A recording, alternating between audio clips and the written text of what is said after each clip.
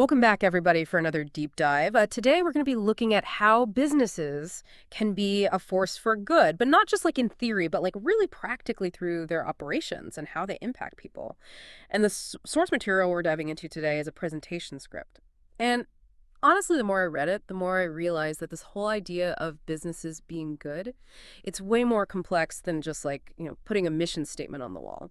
So to help us unpack all this, we have our expert here today who's worked with a ton of organizations on like how they function, how they make change. So what jumped out at you from this material?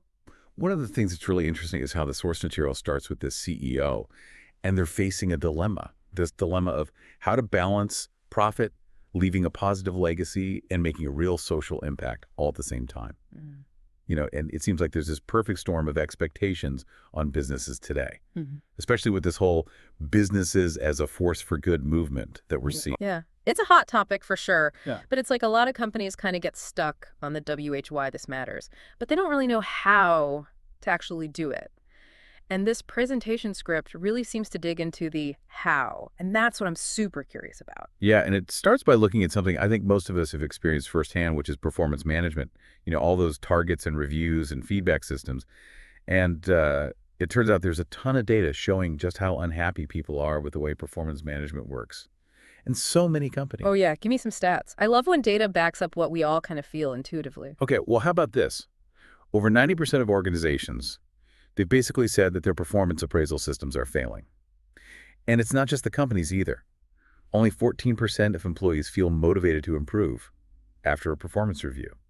So it seems like performance management is this huge source of frustration on both sides. Yeah, that's wild. So it's not just ineffective, it's actually demotivating. Oh, no wonder people just dread those annual reviews. But what is it about the way we do performance management that's so broken? Well, the source material really breaks it down into a few key criticisms. One of the ones that I thought was interesting was about target setting. We're always told to set these SMART goals, but research is showing that this really intense focus on hitting very specific targets can actually stifle creativity and that sense of being really present in your work. That's so interesting because, we're often told that having clear goals is like essential for productivity. Right.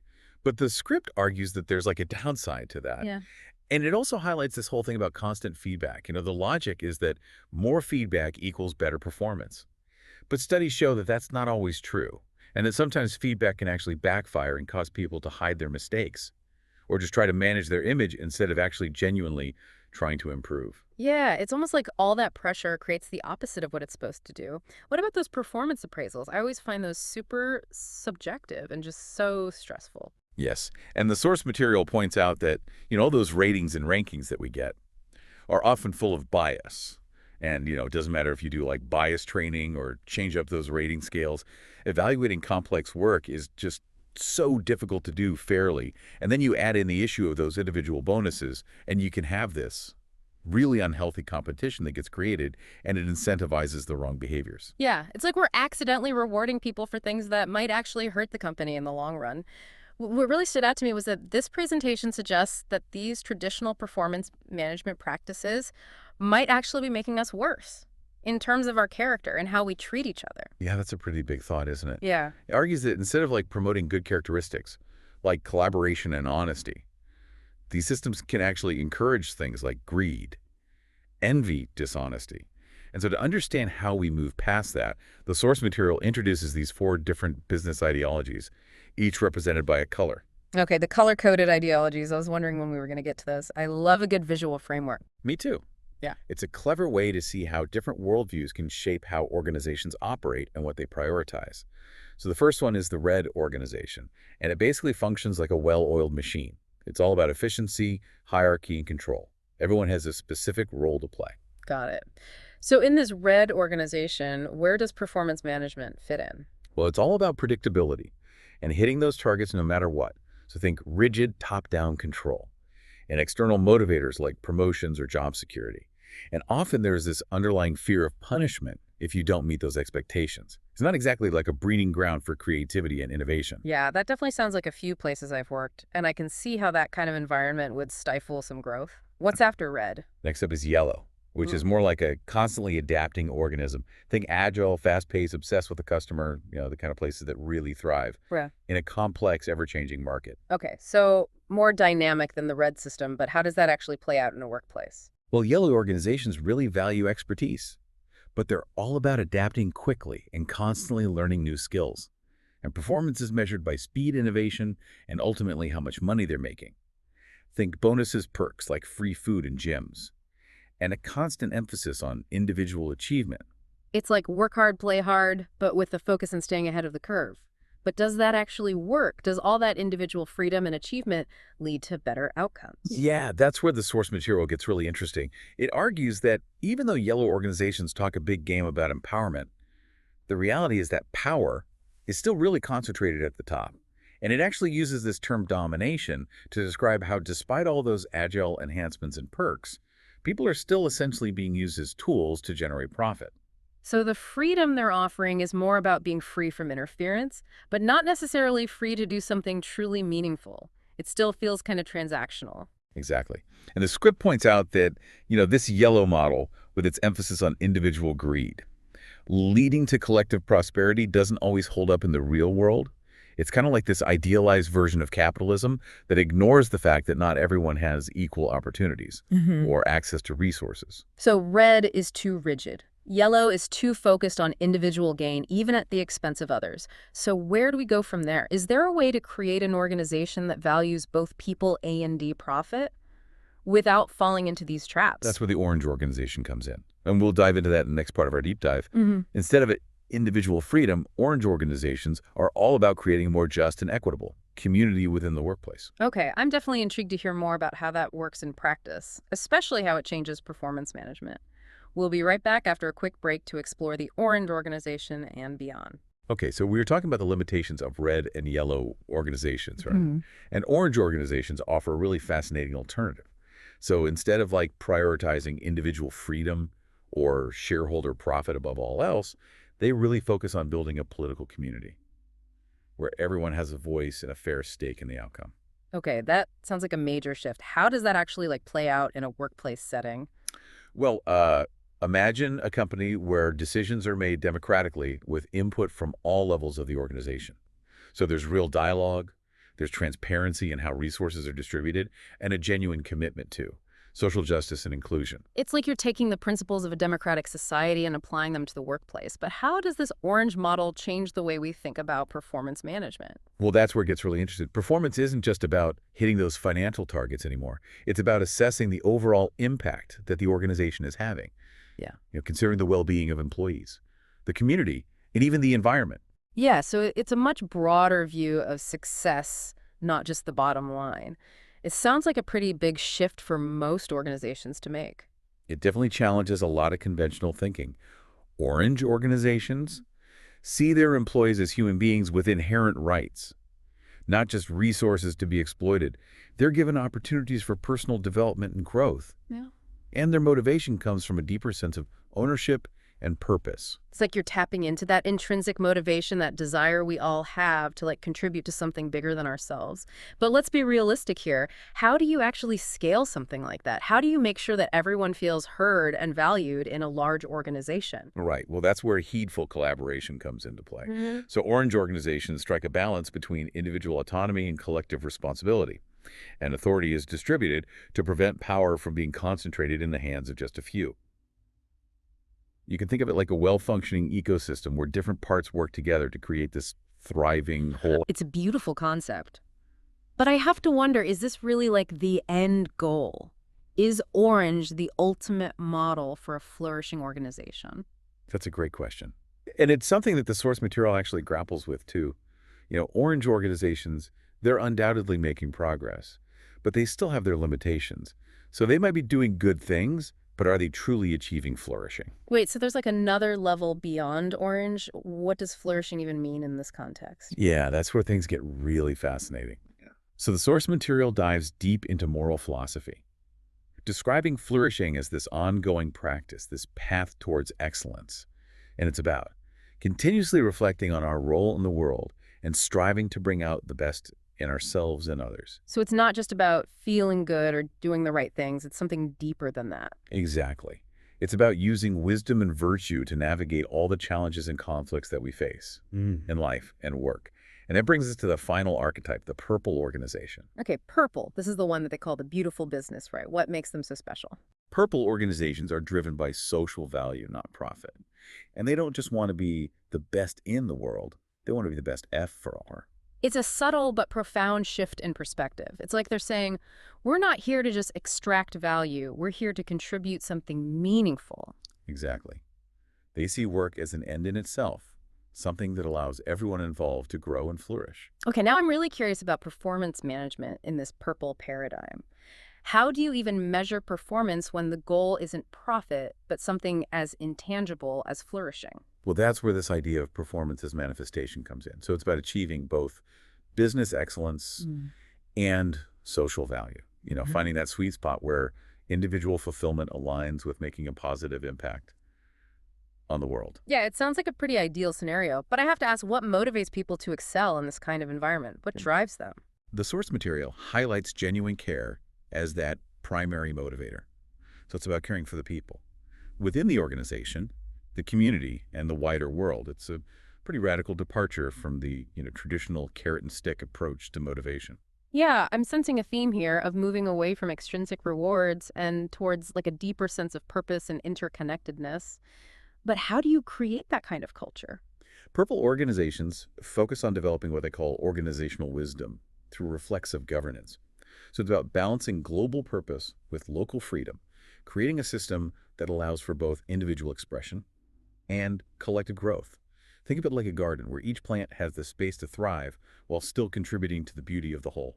This whole purple organization concept is incredibly inspiring, but I gotta be honest, it seems pretty idealistic. Are there even any companies out there actually operating at this level? You're right, purple organizations are still pretty rare. But the source material argues that this is the direction we should all be striving for. It suggests that organizations can actually evolve from red to yellow to orange and ultimately to purple. It's about moving from this focus on freedom to de to freedom to be, and finally to freedom to become. Okay, so it's a journey, not a destination. But how do organizations actually start making that shift? What practical steps can they take? Well, that's where the Flourishing Manifesto comes in. It's a framework that's actually modeled after the Agile Manifesto, but it goes a step further by outlining core beliefs and principles that can guide organizations on this path to flourishing. Okay, a manifesto. I love it. What are some of the key takeaways from this Flourishing Manifesto? Like, what are the practical things organizations can actually do to create this kind of environment? Well, the manifesto encourages organizations to take a look at their existing performance management practices, like really examine them and identify areas where they might be causing harm or preventing flourishing. And it's about having open and honest conversations with everyone all stakeholders, about how they can enhance social value and flourishing. And most importantly, it's about taking action, concrete action to reshape the organization's character for the long term. So it's not just about writing a fancy mission statement, it's about actually walking the walk. What I thought was really interesting was that the source material also talks about a toolkit that's being developed to help organizations on this journey. Yeah. The people who created the manifesto were actually putting together a toolkit that has insights and best practices from over 150 forward-thinking organizations from all around the world. And they're also encouraging people to share their own ideas and experiences and contribute to this growing body of knowledge about what it truly means to create a flourishing organization. That's so cool. It's like crowdsourced roadmap to flourishing. All these concepts are great. But can you give us some concrete examples? Like, how do these principles actually play out in the real world? Absolutely. So the source material uses pay and reward systems as a concrete example. Yeah. And it shows how these different ideologies lead to very different approaches to compensation. Perfect. Let's dive into that. I think everyone can relate to the topic of pay and rewards. Right. Okay, so starting with the red organizations, remember they're all about standardization and hierarchy. Their pay structures are very rigid, usually tied to specific job titles rather than individual skills or contributions. So not much room for individual negotiation or recognition. You just kind of climb the ladder based on seniority and doing things by the book. Exactly. And that's why yellow organizations do things so differently. Remember, they're all about individual achievement and adapting to the market. So their pay structures are much more dynamic and individualized, often heavily influenced by negotiation. It's like the free market applied to salaries. Where the best negotiators and those with the most in-demand skills come out on top. Precisely yellow organizations. They love performance-based rewards like bonuses and stock options. They often have huge pay disparities, with CEOs making hundreds of times more than the average worker. Because that's a stark contrast to the red model, which at least tries to be more egalitarian in terms of pay. What about orange organizations? How do they approach compensation? Orange organizations are all about balance and fairness. They aim for a system that ensures a decent living standard for everyone while still preventing those extreme inequalities. And progression is often based on skills development, signaling this commitment to both individual and collective growth. So they're trying to strike that balance between rewarding individual contributions and ensuring that everyone is treated fairly. But what about those big bonuses? Do orange organizations still use them? They do, but not in the same way as yellow organizations. Orange organizations tend to favor collective incentives, like team-based bonuses or profit-sharing schemes, to foster that sense of shared responsibility. And they really emphasize non-monetary recognition, appreciating those who are aligned with the shared purpose and values of the organization. It's a much more holistic and community-oriented approach. Now, I'm really curious to hear about the purple organizations. What do their pay and reward systems look like? Well, get this. The source material proposes this pretty radical approach for purple organizations, one that challenges a lot of our conventional thinking about compensation. Okay, I'm all ears. Lay on me.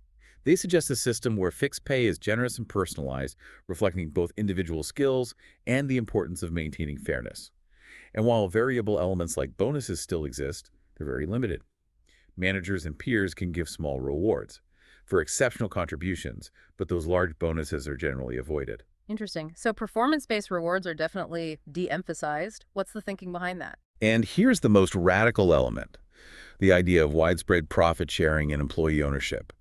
Imagine a company where everyone has a real stake in the success of the business. Wow, that is a big departure from the norm. I imagine this kind of system would require an incredible amount of trust and transparency. Absolutely. And that's why the source material really emphasizes the importance of developing that organizational wisdom and reflexive governance that we talked about earlier. It's about creating a culture where everyone feels empowered and responsible for the well-being of the whole. We've gone from rigid hierarchies to individual competition, then to collaborative fairness, and finally to shared ownership and collective flourishing. It's a pretty incredible journey, wouldn't you say? It really is. And it just goes to show how our worldview shapes our approach to everything, from performance management to how we compensate people. There's no one-size-fits-all solution. So if we had to sum up the key message of this source material, what would it be? I think it's about recognizing that achieving true flourishing requires a fundamental shift in how we think about the role of business in society. It's about moving beyond that traditional focus on profit maximization and embracing a more holistic view. That values people, planet, and purpose. And what does that shift look like in practice? What are the key takeaways for organizations that are serious about embracing this vision of business as a force for good? Well, the source material suggests three key actions. First, organizations need to take a hard look at their existing ideologies and practices, identify areas where they might be causing harm or preventing flourishing. Second, they need to engage in open and honest dialogue with all stakeholders, create a shared understanding of what flourishing means in their specific context. Yeah. And finally, they need to take action, actually implement policies and practices that support a more just, equitable, and flourishing environment for everyone. It's about self-awareness, collaboration, and a willingness to walk the walk. All of this is incredibly insightful, but I feel like we've only scratched the surface of this topic. There's so much more to explore. You're absolutely right. But we'll have to save that for another deep dive. In the meantime, this has given us a lot to think about. I'm especially struck by the source material's focus on the role of HR professionals in driving this transformation. That's an interesting point. Why do you think that is? Well, HR professionals are often the ones who are designing and implementing the systems that shape the employee experience. And they have such a deep understanding of the organization's culture, and they're in a unique position to advocate for the needs of the workforce. That makes sense. So if you're in HR or you're in a position to influence organizational change, what steps can you take to create a more flourishing work environment? What can you do to shift your organization's ideology and practices towards this purple ideal? That's a great question to ponder. But before we wrap up, I want to touch on something the source material mentions about addressing power imbalances within organizations. Ah, yes. That's such a crucial aspect of creating a truly flourishing environment. What are your thoughts on that? Well, it seems like true flourishing can only really happen when power is distributed more equitably, when everyone feels like they have a voice and a stake in the decisions that affect them. Exactly. And the source material argues that HR professionals actually have a responsibility to challenge the status quo, even pushing back against CEOs and senior leaders when necessary. Wow, that's pretty bold. So they're basically saying that HR needs to hold leadership accountable for creating a flourishing environment. That's right. And it's not just about holding leadership accountable, it's about empowering everyone within the organization to contribute to this transformation. It's a collective effort, not something that can be achieved from the top down. But how do you get everyone on board? How do you create that widespread buy-in? The source material emphasizes the power of storytelling. So it's about crafting these compelling narratives that connect with people's hearts and minds. Stories that illustrate the benefits of flourishing both for individuals and the organization as a whole. It's like painting this vivid picture of what a flourishing future could look like, appealing to both logic and emotion. Exactly. And it's also about celebrating the small wins along the way, showcasing examples of how these new practices are making a tangible difference. It's about showing people that change is possible and worth fighting for. It's about building momentum and giving people a reason to believe. I'm curious what stands out to you the most from all of this. What really struck me was the emphasis on character. We often talk about organizations needing to be more ethical and responsible. But this source material really takes it a step further. It's about actively cultivating organizational character, becoming better versions of ourselves through our work. I love that. It's not just about doing the right things, it's about becoming the right kind of people. And I think that's where this idea of flourishing really resonates with me. It's about finding that sweet spot where personal growth and meaning intersect with making a positive impact on the world. Beautifully said. Yeah. And it's important to remember that this source material doesn't just present this lofty ideal. It also offers concrete steps that organizations can take to move towards this vision. It's both aspirational and practical, which is what makes it so compelling. This has been an incredibly insightful conversation. We've covered so much ground, from the limitations of traditional performance management to this radical vision of purple organizations, and of course, the crucial role that we all play in creating a more flourishing world. It really has been a fascinating journey, and I hope our listener has come away with some new insights and a renewed sense of possibility. I agree. And as we wrap up this deep dive, I want to leave you with one final thought. Go for it. So the source material mentions the importance of understanding our own ideology. Remember that chart with all the colors representing those different worldviews? Oh, yeah. That was such a great way to visualize those different approaches. Yeah. How do you think understanding our own ideology can help us create a more flourishing environment? Well, it starts with self-awareness, right? By recognizing our own assumptions about how the world works, what motivates people, what defines success, we can start to see how those beliefs might be limiting our potential for flourishing, both individually and collectively. It's like taking off those ideological blinders and seeing the world with fresh eyes. Exactly. And once we understand our own ideology, we can actually have more productive conversations with others, even those who hold different views. That's so important. The source material emphasizes that flourishing isn't about imposing a single correct ideology on everyone. It's about creating space for diverse perspectives and finding ways to work together towards a shared vision of the good. Yeah, it's about embracing complexity and finding common ground amidst our differences. Absolutely. And that requires us to listen deeply, empathize with others, and find ways to bridge those ideological divides. That's where the real work begins. It's not just about changing our own mindset. It's about engaging in those meaningful dialogues with others, even those we might disagree with. It can be challenging, but it's so essential if we want to create a truly flourishing society. Well said.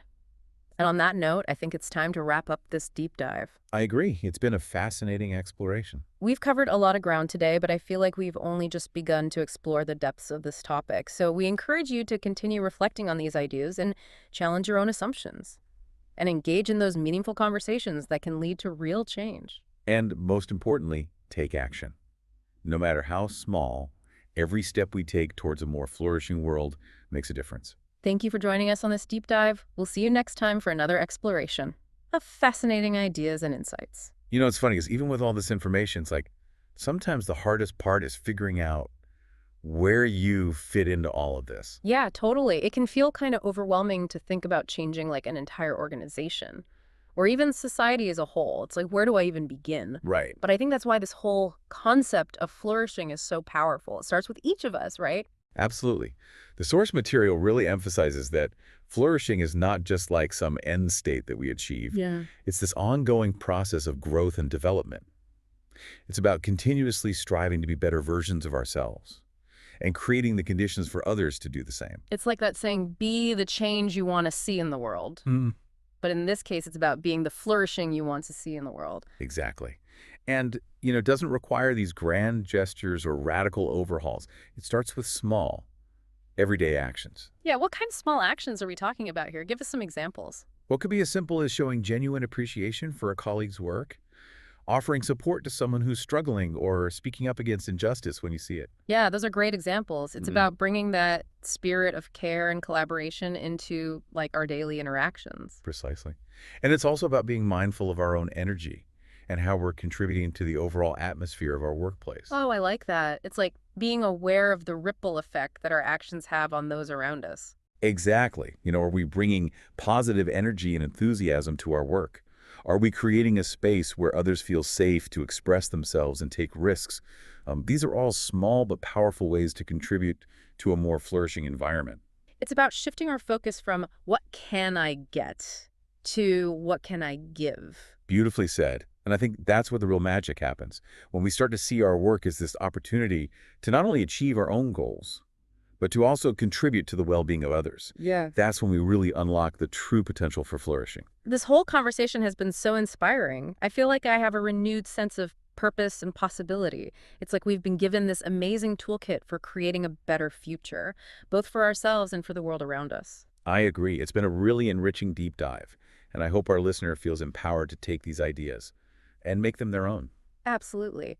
And remember, flourishing isn't something we achieve alone. It's a collective endeavor. It's about coming together, sharing our experiences, supporting each other, and working towards a common vision of the good. So well said. It's been a pleasure exploring these ideas with you. Likewise. And to our listener, thank you so much for joining us on this deep dive into the fascinating world of business as a force for good. We hope you leave feeling inspired, energized, and ready to make a difference. Until next time, keep flourishing.